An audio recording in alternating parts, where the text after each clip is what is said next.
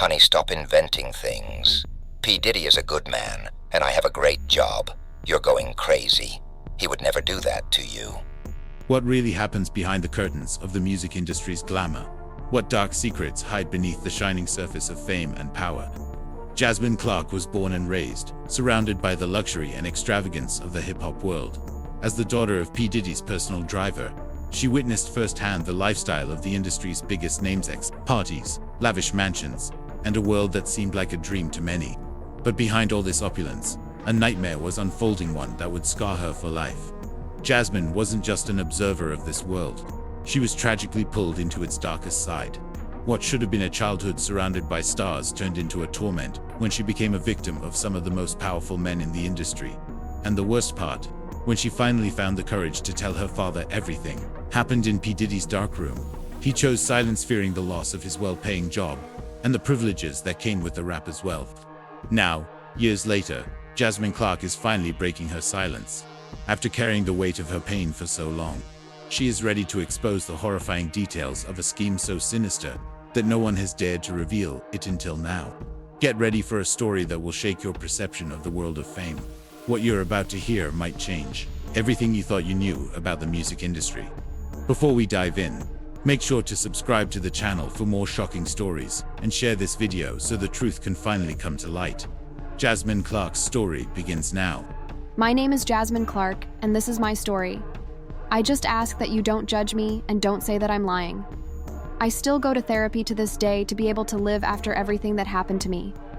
My childhood was very different from most children.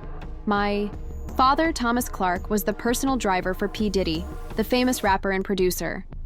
I grew up among luxurious cars, lush mansions, and parties full of celebrities.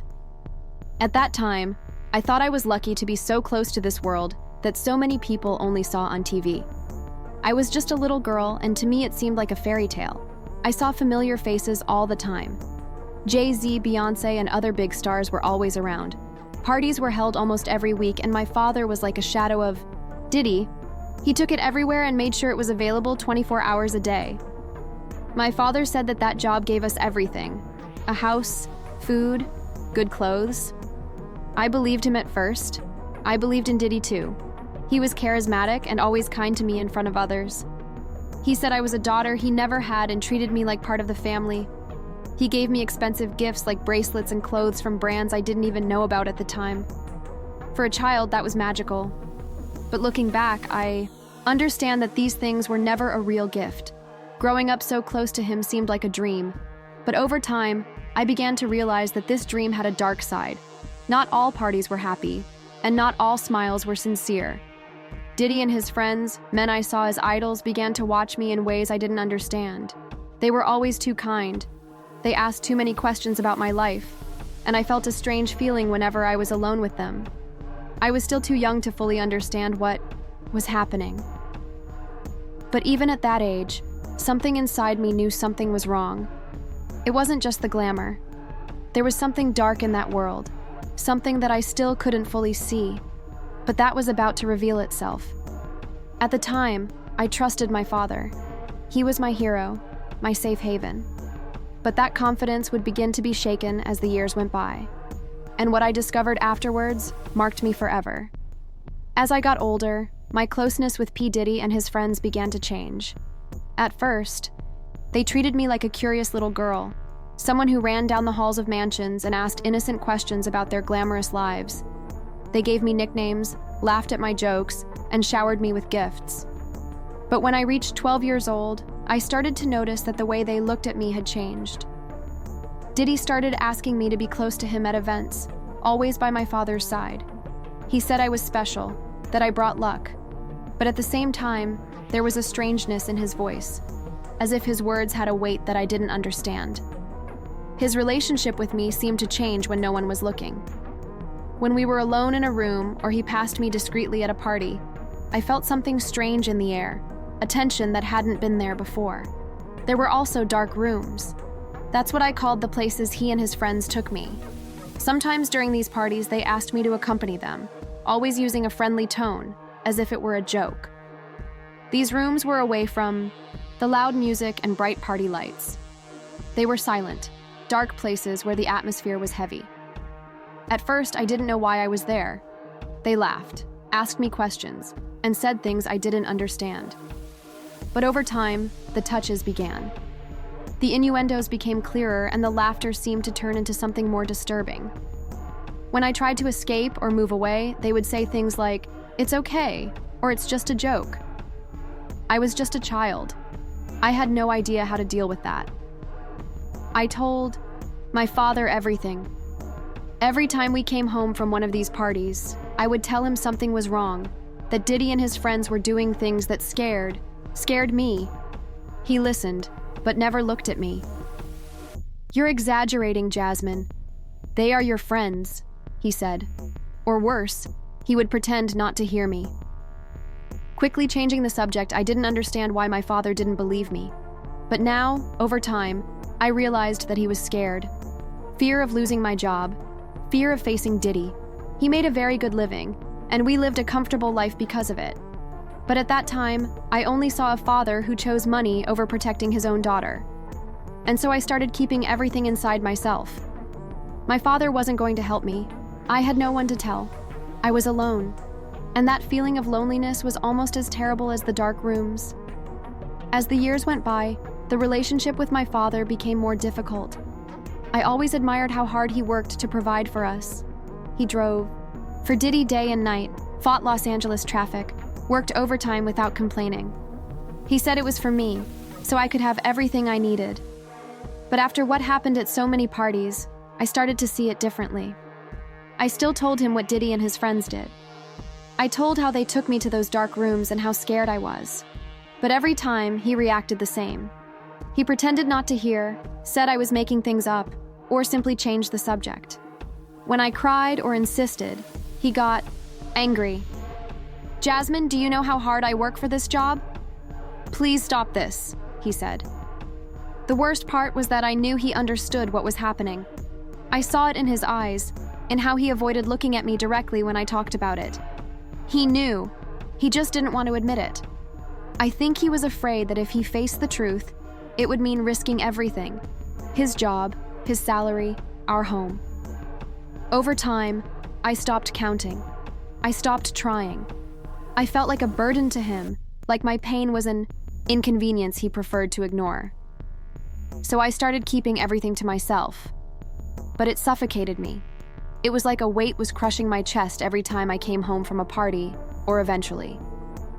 And the worst thing was knowing that even at home, I wasn't safe. My father began to watch me more closely, but not to protect me. He said I was getting into trouble and that I needed to be more obedient, be grateful for the things we had. I didn't understand how he could think like that. I was just a teenager.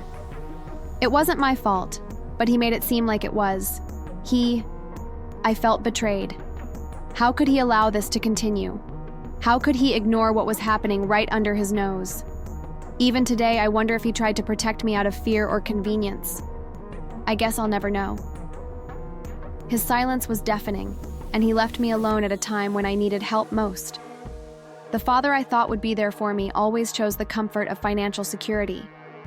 I couldn't trust him. I couldn't trust anyone. Little by little, I began to plan how I could free myself. But back then, I was just a scared teenager. And while my greatest hope ignored me, I felt like I was trapped in a cycle from which I would never escape. When I reached 14, things only got worse. Diddy and his friends kept calling me into the dark rooms at parties, but now I had a better understanding of what was going on. The innocence I had when I was younger was disappearing, replaced by a sense of despair that seemed to grow every day. I started to withdraw emotionally, avoiding conversations, parties, anything that would put me on that path. But that didn't matter. Diddy had complete control over my father, and by extension, me. He gave orders, and my father obeyed without question. Even when I begged to stay home, my father said I had no choice. "It's work, Jasmine. You need to understand," he repeated. Their control over my life was suffocating. I couldn't leave the house without telling my father. He said it was for my safety, but it seemed more like a way to make sure I was always within Diddy's reach. My school life began to be affected. I had trouble concentrating, and my grades plummeted. When teachers asked if something was wrong, I made excuses because the fear of telling the truth was greater than anything else. Diddy started sending me gifts directly. Expensive clothes, jewelry, even a new cell phone. In front of others, he acted as if he were a generous godfather. "I want you to have the best. Jasmine," he would say, always with that calculated smile. But I knew these gifts had a price, one I never wanted to pay. The worst part was how my father reacted to it. He told me to be grateful, to accept the gifts without complaining. "Do you know how many people wanted to be in your shoes?" he said. But all I wanted was to escape. As the years passed, I began to feel like my identity was slipping away. I was no longer Jasmine Clark, a girl with dreams and hopes. I was just the driver's daughter, a piece in their game, something they could manipulate and control as they pleased. No matter how hard I tried to find a way out, it seemed like all the doors were locked. I was under the constant gaze of my dad and Diddy's people. I was afraid of trying to escape and failing because I knew the consequences would be dire. At 16, I started thinking seriously about how to escape, but I knew that for that, I would need time. I would need to be smart, patient. I would need to wait until the right moment. Until then, I had to hold on, even if each day seemed like an eternity. After fleeing to Canada, my life changed, but not in the way I expected. Despite being physically far away, the memories of what happened to me continued to haunt me. There wasn't a night that went by that I didn't dream about the dark rooms, their voices, the whispered threats, and the cold stares that seemed to pierce my soul. I could barely stay alone in a room with the door closed. Every time I heard a louder sound or someone knocking on the door, my body froze. It seemed like at any moment, Diddy or someone in his circle would show up to take me back. I had constant panic attacks, cried for no apparent reason, and felt like my mind was trapped in a cycle of fear and anguish. My grandmother tried everything to help me. She took me to a therapist who, for the first time, made me feel like I wasn't crazy. Explaining everything that happened was a painful process. I felt ashamed, as if it were my fault for having experienced all that. I constantly asked myself, why did they choose me? Why didn't I fight more? But the therapist made me understand that none of it was my fault. She explained that they used their power and influence to manipulate me, isolate me, and make me believe I had no way out. That was their break the person, until they had no strength to resist. Even so, recovery was, and still is, a long road. Little by little, I began to understand what happened to me. I remembered things I had buried in my mind, moments when I felt like an object, a piece they could use and then discard. The worst thing was realizing that while I was suffering, these people continued living their lives normally. They were still on stage, winning awards, being idolized by millions of people around the world. Every time I saw Diddy's face in a news story, my body shook. The same was true of his friends, people I saw being celebrated as if they were untouchable. I started to feel afraid to even tell my story. These people's power wasn't just about money or fame. It was about controlling the narratives, making the world believe they were heroes while their victims remained invisible. One of the hardest moments was when, months after running away, I received an anonymous message on a messaging app. She said, "Do you think you can run away? We always find a way." I deleted the message immediately, but the fear that it was true stayed with me. At 19, I tried to start working at a local store to support myself. But every new customer that came in felt like a threat. It was as if each person was sent by them to find me. I couldn't trust anyone. It was around this time that I started having problems with my reflection. Every time I looked in the mirror, I felt like I was seeing someone who wasn't me. A fragile, broken person who would never be able to overcome all that. But with the help of my grandmother in therapy, I began to realize that these scars were a reminder of what I had survived. And that despite everything, I was still here. Even today, there are bad days. Days when I can't get out of bed, when it feels like the weight of my past is going to crush me. But there are better days too. Days when I remember that I escaped, that I'm alive, and that they can't touch me anymore. These days are my hope that one day the memories won't be so heavy anymore. When I first decided to tell my story, I had no idea what to expect. I was in a therapy session when my psychologist encouraged me to write about what happened. She said it could help me process the trauma and perhaps help others who have gone through something similar. After weeks of writing and deleting, I gathered the courage to post my experience on an anonymous internet forum.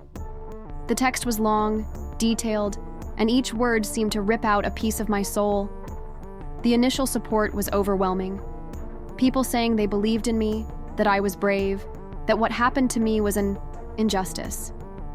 For a moment, I felt heard, like my voice finally mattered. But soon came the hate messages. Some people called me a liar, saying I just wanted attention. Others insinuated that I was trying to take advantage of Diddy's fame. One person even commented, "Why didn't you tell me before? It seems like you're trying to cash in on it now that it's on the rise." Those words cut me deeper than anything.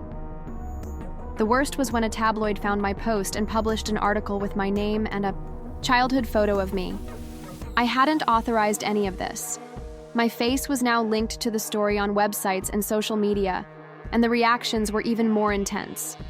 I saw people attacking me, defending Diddy, and even making jokes about dark rooms. She probably wasn't even forced. She just regretted it later, said one comment that made me cry for days. Still, I refused to erase my story, because despite everything, other messages also arrived. Other abuse victims, some of them mentioning the same. Names as me began sharing their stories. This gave me the strength to continue. Still, the fear never completely went away. I knew I was facing extremely powerful men. I had nightmares that they would find out where I was, that they would break into my house, that they would make me disagree like they had done to so many other girls. Paranoia followed me around every corner, every move. My father also found out about the story when it was published. He tried to call me several times, but I didn't answer. What would he say? "I'm very sorry." That wouldn't erase the years of silence, of abandonment, of leaving me alone to face all of that. No, I didn't need him right now. The hardest thing is that to this day, some people still don't believe me. They say I'm exaggerating, that this can't be true. But the truth is that I don't tell them my story. I tell those who know what it's like to feel trapped, like there's no way out. To them, I say, I know it seems impossible, but you can. Escape. You can survive. I carry this burden every day. But I choose to use my voice as a form of resistance, because silence never helped me. It only fueled their power. Today I try to find peace, but I know I will never be completely free from what happened. The marks are there, not just in my mind, but in the way I relate to the world. I don't trust easily.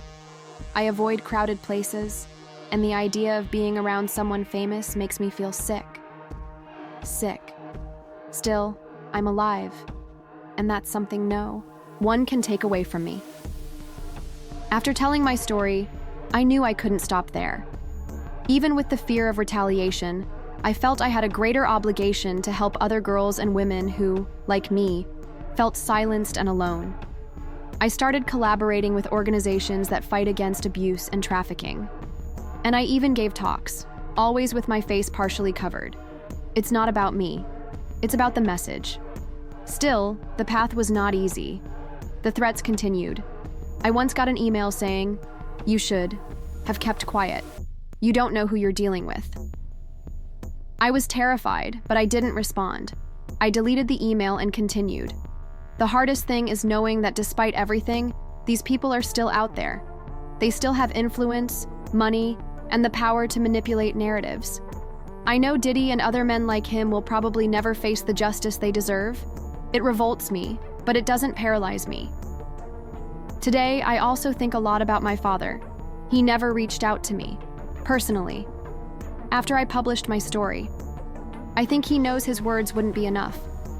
Sometimes I wonder if he lives at peace with himself, or if the weight of the choices he made has finally caught up with him. I want to forgive him, but I can't. Not yet. Despite everything, I have decided that I will not let my past define who I am. I continue in therapy and work to transform the pain into something that can help other people. I'm not going to lie. There are days when I feel exhausted, when I wish I had never told my story. But then I get messages from other victims, people who say my courage inspired them to seek help. This gives me strength to continue. I still carry a deep fear. I always wonder if I'm being watched, if one day they will try to silence me forever. But until then, I'll keep talking, because I know that silence is their greatest ally. My story is just one of many, but if it can light the way for someone else, then all the suffering will not have been in vain. I chose to survive. And as difficult as it is, I choose to fight every day for justice. Not just for myself, but for all the victims they tried to erase. I know that one day their power will crumble. And until then, I will do everything I can to let the world know the truth.